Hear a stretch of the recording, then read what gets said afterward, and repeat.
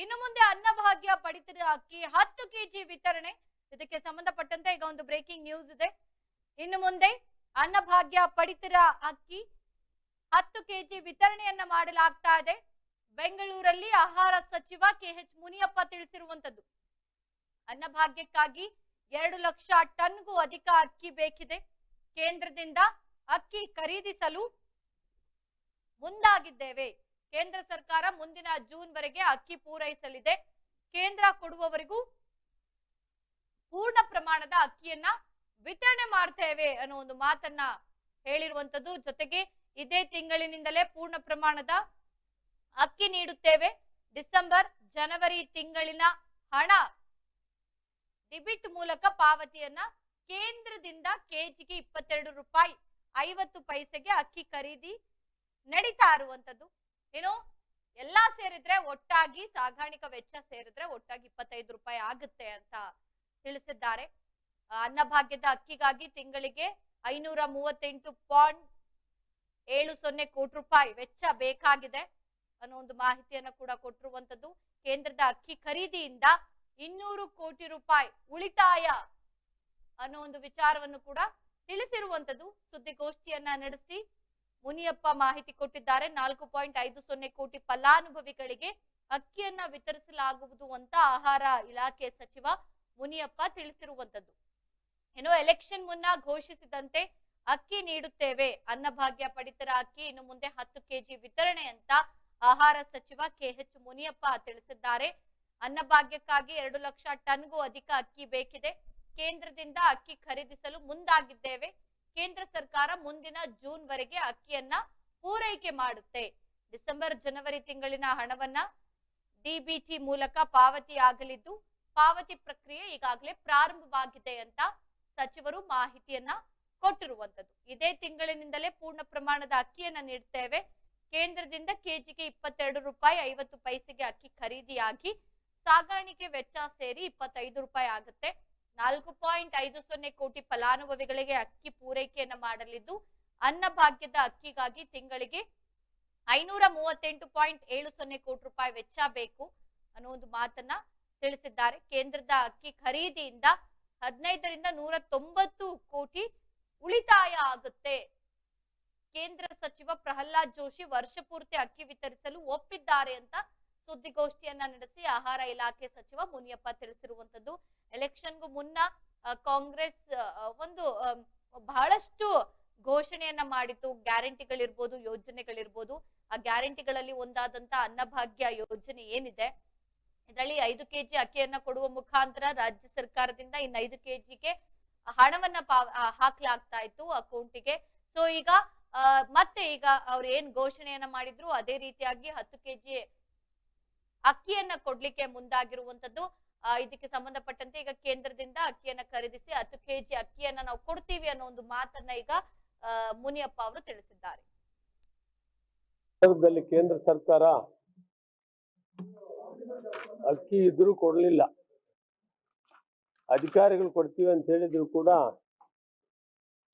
ಕಟ್ಟಕಡೆಗೆ ಕೊಡಕ್ಕಾಗಲ್ಲ ಅಂತ ಹೇಳಿದ್ರು. ಸಾಕಷ್ಟು ಕರ್ನಾಟಕ ಸರ್ಕಾರ ಪ್ರಣಾಳಿಕೆಯಲ್ಲಿ 10 ಕೆಜಿ ಅಕ್ಕಿಯನ್ನು ಕೊಡ್ತೀವಿ ಅಂತೇಳಿ ಘೋಷಣೆ ಮಾಡಿದ್ದೀವಿ. ಆ ಸಂದರ್ಭದಲ್ಲಿ ಕೇಂದ್ರ ಸರ್ಕಾರ ಅಕ್ಕಿ ಇದ್ರೂ ಕೊಡ್ಲಿಲ್ಲ, ಅಧಿಕಾರಿಗಳು ಕೊಡ್ತೀವಿ ಅಂತ ಹೇಳಿದ್ರು ಕೂಡ ಕಟ್ಟಕಡೆಗೆ ಕೊಡಕ್ಕಾಗಲ್ಲ ಅಂತ ಹೇಳಿದ್ರು. ಸಾಕಷ್ಟು ಕರ್ನಾಟಕ ಸರ್ಕಾರ ಪ್ರಣಾಳಿಕೆಯಲ್ಲಿ 10 ಕೆಜಿ ಅಕ್ಕಿಯನ್ನು ಕೊಡ್ತೀವಿ ಅಂತೇಳಿ ಘೋಷಣೆ ಮಾಡಿದ್ದೀವಿ. ಆ ಸಂದರ್ಭದಲ್ಲಿ ಕೇಂದ್ರ ಸರ್ಕಾರ ಅಕ್ಕಿ ಇದ್ರೂ ಕೊಡಲಿಲ್ಲ, ಅಧಿಕಾರಿಗಳು ಕೊಡ್ತೀವಿ ಅಂತ ಹೇಳಿದ್ರು ಕೂಡ ಕಟ್ಟಕಡೆಗೆ ಕೊಡಕ್ಕಾಗಲ್ಲ ಅಂತ ಹೇಳಿದ್ರು. ಸಾಕಷ್ಟು ಅಕ್ಕಿ ದಾಸ್ತಾನು ಇತ್ತು. ತದನಂತರ ಈಗ ಮಾನ್ಯ ಮಂತ್ರಿಗಳಂತ ಪ್ರಹ್ಲಾದ್ ಜೋಶಿಯವರು ಹೋದ ಸಾರಿ ಕೂಡ ನಾನು ಹೋಗಿ ಭೇಟಿಯಾಗಿದ್ದೆ. ಇತ್ತೀಚೆಗೆ ಅವರು ಪ್ರೆಸ್ ಸ್ಟೇಟ್ಮೆಂಟ್ ಕೂಡ ಮಾಡಿದ್ದಾರೆ. ನಾವೀಗಾಗಲೇ ಕೇಂದ್ರ ಸರ್ಕಾರಕ್ಕೆ ಫುಡ್ ಕಾರ್ಪೊರೇಷನ್ಗೆ ಬರೆದಿರೋದು ನಾವು ಬರೆದಿದ್ದೀವಿ. 22 ರೂಪಾಯಿ 50 ಪೈಸೆ ಅಂತ ಕೆಜಿಗೆ ಕೊಡ್ತೀವಿ ಅಂತ ಹೇಳಿದ್ದಾರೆ. ಅದಕ್ಕೆ ಮೊದಲು ನಾವು ನುಡಿದಂತೆ ನಡೀಬೇಕು ಅಂತೇಳಿ DBT ಮುಖಾಂತರ ಹಣವನ್ನು ಕೊಡ್ತಾ ಬಂದಿದ್ದೀವಿ. ಈಗ ಫೆಬ್ರವರಿಯಿಂದ ಈ ತಿಂಗಳಿಂದನೇ ಅಕ್ಕಿಯನ್ನು ಕೊಡುವಂಥದ್ದನ್ನು ಪ್ರಾರಂಭ ಮಾಡ್ತೀವಿ. ಸುಮಾರು 2 ಲಕ್ಷಕ್ಕಿಂತ ಮೇಲ್ಪಟ್ಟು ನಮಗೆ ಟನ್ನುಗಳು ಬೇಕಾಗ್ತದೆ. ಅದು ಕೊಡ್ತೀವಿ ಅಂತ ಭರವಸೆ ಕೊಟ್ಟಿದ್ದಾರೆ. ಮತ್ತು ನಾವು ಕೂಡ ಬರೆದು ನಾವು ಹಣ ಕಟ್ಟಕ್ಕೆ ತಯಾರಿದ್ದೀವಿ, ಅಕ್ಕಿಯನ್ನು ನೀವು ಕೊಡಬೇಕು ಅಂತ ನಮ್ಮ ಅಧಿಕಾರಿಗಳು ಜೊತೆಯಲ್ಲಿ ನಮ್ಮ ಸೆಕ್ರೆಟರಿ ಅವರಿದ್ದಾರೆ, ಈ ಕಡೆ ನಮ್ಮ MD ಕಾರ್ಪೊರೇಷನ್ ಫುಡ್ ಕಾರ್ಪೊರೇಷನ್ ಇದ್ದಾರೆ, ಮತ್ತು ಅಡಿಷನಲ್ ಡೈರೆಕ್ಟರ್ ಬಾಬು. ಮುಖ್ಯವಾದ ವಿಷಯ ಏನಂದರೆ ಇತ್ತೀಚೆಗೆ ಅವರು ನಾವು ಅಕ್ಕಿ ಕೊಡೋಕ್ಕೆ ತಯಾರಿದ್ದರೂ ಕೂಡ ತಗೊಳ್ತಾ ಇಲ್ಲ ಅಂತಂದರು. ಆದರೆ ನಾವು DBTಯನ್ನು ಪ್ರಾರಂಭ ಮಾಡಿದಾಗ ಮತ್ತೆ ನಾವು ತೀರ್ಮಾನ ತೆಗೆದುಕೊಳ್ಬೇಕಾಗಿದ್ದು DBTಯನ್ನು ನಾವು ಜನವರಿವರೆಗೂ ಕೂಡ ಕೊಡುವಂಥದ್ದನ್ನು ಮಾಡಿ ತೀರ್ಮಾನನೂ ತಗೊಂಡಿದ್ದೀವಿ. ಈಗಾಗಲೇ ನವಂಬರ್ ಡಿಸೆಂಬರ್ ಕೊಟ್ಟಾಯಿತು, ಅಕ್ಟೋಬರ್ವರೆಗೂ ಹೋಗಿದೆ, ನವಂಬರ್ವರೆಗೂ ಹೋಗಿದೆ, ಡಿಸೆಂಬರ್ ಜನವರಿದು ಪೈಪ್ಲೈನಲ್ಲಿದೆ, ತೀರ್ಮಾನ ಮಾಡಿದ್ದೀವಿ. ಸೊ ಅಂದರೆ ಫೆಬ್ರವರಿಯಿಂದ ನಾವು ಅವರು ಜೂನ್ ತನಕ ಅಂತ ಹೇಳಿದ್ದಾರೆ. ಇದನ್ನು ಕಾರ್ಯಕ್ರಮ ಶುರು ಮಾಡಿದವಾಗೆ ನಾನು ಕೇಳಿದ್ದೇನೆ ಅವರಿಗೆ, ನಮಗೆ ಪ್ರತಿ ವರ್ಷ ಬೇಕಾಗುವಷ್ಟು ಅಕ್ಕಿಯನ್ನು ನೀವು ಪ್ರತಿ ತಿಂಗಳು ಕೂಡ 2 ಲಕ್ಷಕ್ಕಿಂತ ಮೇಲ್ಪಟ್ಟ ಟನ್ನುಗಳು ಬೇಕಾಗ್ತದೆ. 22 ಮಾಡಿದರೂ ಕೂಡ ನಾವು ಮಾತು ಕೊಟ್ಟ ಪ್ರಕಾರ ಅಕ್ಕಿ ನಮಗೆ ಸಿಗೋವರೆಗೂ ಕೂಡ 34 ರೇಟಲ್ಲೇ ನಾವು 170 ರೂಪಾಯಿ ಪ್ರತಿ ವ್ಯಕ್ತಿಗೂ ಕೊಟ್ಟು 4 ಕೋಟಿಗಿಂತ ಹೆಚ್ಚು ಜನಕ್ಕೆ ಕೊಡುವಂಥ ಕೆಲಸ ಮಾಡಿದ್ವಿ.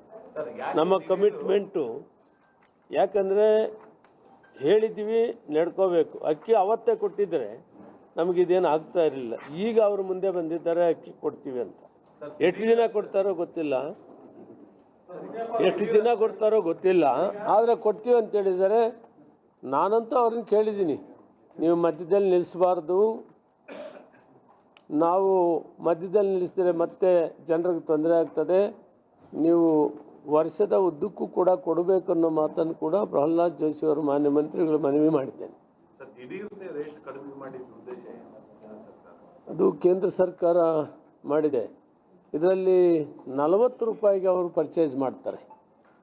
ತೆಲಂಗಾಣ, ಆಂಧ್ರ ಪ್ರದೇಶ್ ಅಪೀಲ್ ಮಾಡ್ತೀವಿ, ನಿಮಗೆಲ್ಲ ತಿಳಿಸ್ತೇವೆ.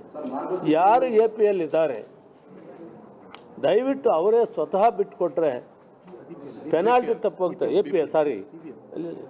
APL BPL ಇದ್ದಾರೆ, ಪ್ಲೀಸ್ ಅರ್ಥ ಮಾಡಿ.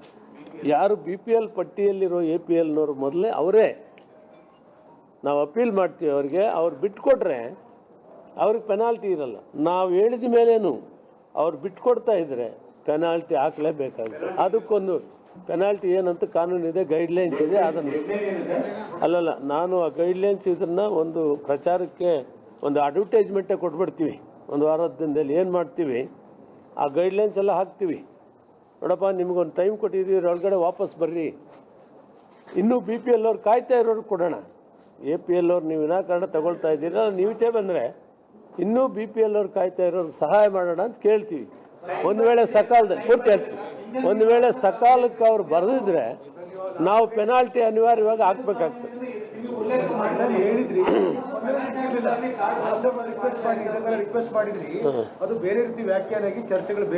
ಅದಕ್ಕೆ ಅಡ್ವರ್ಟೈಸ್ಮೆಂಟೇ ಮಾಡಿಬಿಡ್ತೀವಿ.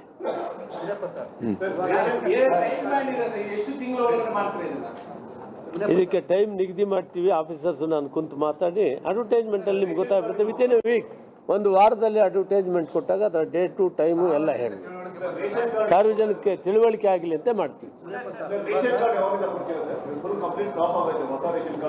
ಆದಷ್ಟು ಬೇಗ ಮಾಡ್ತೀವಿ. ಇದೇ ಈ ಸರ್ಕಸ್ನಲ್ಲಿ ಲೇಟ್ ಆಗಿದೆ, ಕಾಯ್ತಾ ಇದ್ದಾರೆ, ಅವ್ರಿಗೂ ಕೊಡೋದೇ ನಮ್ಮದು ಆದ್ಯತೆ ಇದೆ.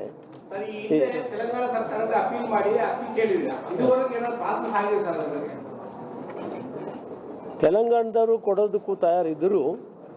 ರೇಟು ಅವರು MSP ರೇಟ್ಗೆ ಆವಾಗ ತಯಾರಿದ್ರು, ನಮಗೆ ರೇಟ್ ಜಾಸ್ತಿ ಆಗ್ತಾಯಿತ್ತು. ಅದರಿಂದ DBT ಮಾಡಬೇಕು ಅನಿವಾರ್ಯ ಆಯಿತು. ಕಾಸ್ಟ್ ಜಾಸ್ತಿ ಬೀಳ್ತಾ ಇತ್ತು, ಅದರಿಂದ DBT ಕೊಟ್ಟಿವಿ ನಾವು. ಕರ್ನಾಟಕ ಸರ್ಕಾರ ಪ್ರಣಾಳಿಕೆಯಲ್ಲಿ 10 kg ನಾವು ಡಾಕ್ಟರ್ ಆಗಬೇಕು ಅಥವಾ ಇಂಜಿನಿಯರ್ ಆಗಬೇಕು ಅಂತಂದರೆ ಯಾವ ಅಕಾಡೆಮಿಗೆ ಹೋಗಬೇಕು, ಯಾವ ರೀತಿಯಾಗಿ ನಾವು ತರಬೇತಿಯನ್ನು ಪಡ್ಕೊಳ್ಬೇಕು ಅನ್ನೋಂಥದ್ರ ಮಾಹಿತಿನ ನಿಮಗೆ ನೀಡ್ತಾ ಇದ್ದೀವಿ. ನಮ್ಮ ಸಂಸ್ಥೆ ಎಕ್ಸೆಲ್ ಅಕಾಡೆಮಿಕ್ ಸಂಸ್ಥೆ 15 ವರ್ಷದಿಂದ ನೀಟ್ ಮತ್ತು CET JEE ಕೋಚಿಂಗ್ ಕೊಡ್ತಾ ಬರ್ತೀವಿ. ನಂಬರ್ 1 ಫ್ಯಾಕಲ್ಟೀಸಿಂದ ನಾವು ಟೀಚ್ ಮಾಡಿಸ್ತೀವಿ, ಅಂದರೆ ಇಂಡಿಯಾದ ನಂಬರ್ 1 ಫ್ಯಾಕಲ್ಟೀಸ್. ನಾವು ನೀಟ್ ಕ್ರ್ಯಾಶ್ ಕೋರ್ಸ್ನ ಕೊಡ್ತೀವಿ ಮತ್ತು CET ಕ್ರ್ಯಾಶ್ ಕೋರ್ಸ್ನ ಕೊಡ್ತೀವಿ. ಕ್ರ್ಯಾಶ್ ಕೋರ್ಸ್ನ ಸೆಕೆಂಡ್ PUC ಸೈನ್ಸ್ ಯಾರು ಓದ್ತಾ ಇದ್ದಾರೆ ಅಂಥ ಮಕ್ಕಳಿಗೆ ನಾವು ಕೊಡ್ತೀವಿ. ಸೆಕೆಂಡ್ PUC ಕಂಪ್ಲೀಟ್ ಆಗಿರೋ ಮಕ್ಕಳಿಗೂ ಕೂಡ ನಾವು ಈ ಕ್ರ್ಯಾಶ್ ಕೋರ್ಸ್ನ ಕೊಡ್ತೀವಿ. ಪ್ರತಿದಿನವೂ ಕೂಡ ನಾವು ಡೈಲಿ ಟೆಸ್ಟ್ ಕಂಡಕ್ಟ್ ಮಾಡ್ತೀವಿ. ಅದು ಇವತ್ತೇನು ಪಾಠ ಆಗಿದೆಯೋ ನಾಳೆ ಡೈಲಿ ಟೆಸ್ಟ್ ಕೊಡ್ತೀವಿ. ನಮ್ಮ ಎಕ್ಸೆಲ್ ಅಕಾಡೆಮಿಲಿ ಒಂದು ವಿಶೇಷತೆ ಏನಂದರೆ ಒಂದೇ ಕಡೆ ಹಾಸ್ಟೆಲ್, ಒಂದೇ ಕಡೆ ಕೋಚಿಂಗ್. ಮಕ್ಕಳು ಒಂದ್ಸತಿ ಕ್ಯಾಂಪಸ್ಗೆ ಎಂಟ್ರಿ ಆದರೆ ಅವ್ರ ಕೋರ್ಸ್ ಮುಗಿಸ್ಕೊಂಡೇ ಆಚೆ ಹೋಗಬೇಕು, ಆ ಥರ ವ್ಯವಸ್ಥೆ ಮಾಡಿರ್ತೀವಿ. ತೆಲಂಗಾಣ, ಆಂಧ್ರ, ಡೆಲ್ಲಿ ಆ ಕಡೆಯಿಂದ ಕರೆಸಿ ನಾವು ಫ್ಯಾಕಲ್ಟೀಸ್ನ ನಂಬರ್ 1 ಫ್ಯಾಕಲ್ಟೀಸ್ನ ಟೀಚ್ ಮಾಡಿಸ್ತೀವಿ. ಎಕ್ಸಾಮ್ಗೆ ಹೋಗೋಕ್ಕಿಂತ ಮುಂಚೆ ಮಾದರಿ ಎಕ್ಸಾಮ್ನ ಒಂದು 15-20 ಎಕ್ಸಾಮ್ ಕೊಡ್ತೀವಿ ನಾವು.